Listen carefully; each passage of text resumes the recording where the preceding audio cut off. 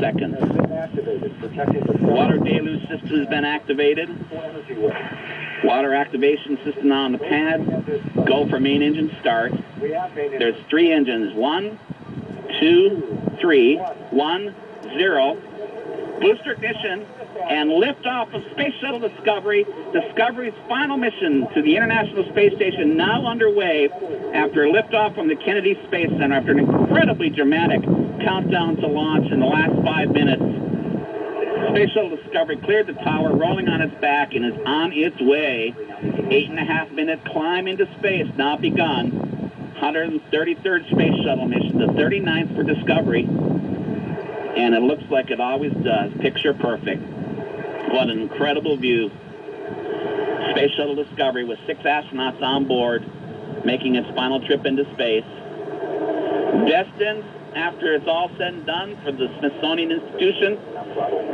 Hard to believe that what's flying right now in another few months to become a museum piece, but that is the direction our nation has decided to go, and that's the direction that that our space agency is supporting. Their friends and neighbors, thousands of them, work toward this moment. Discovery Houston, Discovery looking good.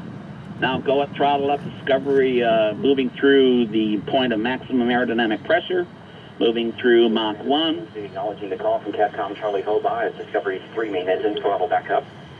Engines looking really good here. Now coming up on 1 minute. He is joined on the flight deck by pilot A Eric. little bit past that now. Down through and Nicole Stott.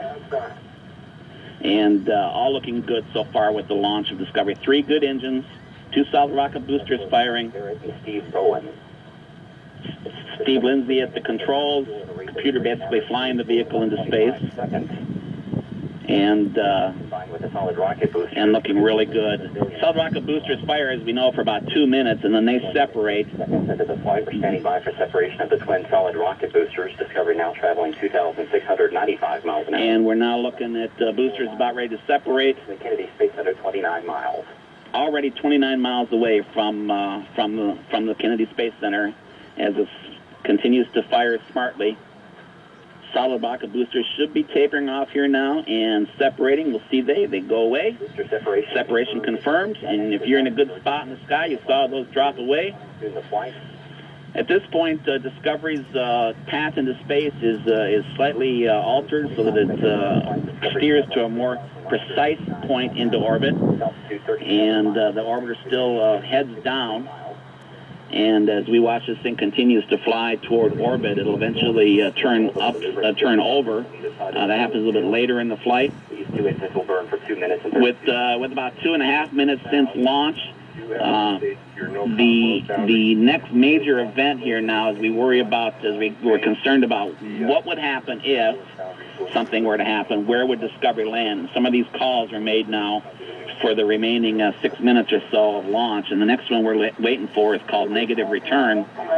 And negative return happens at about 4 minutes after liftoff, and that's the point where Discovery's flown so high and so far away from Central Florida that it can't turn around and come back here. It's safer for it to go over to land.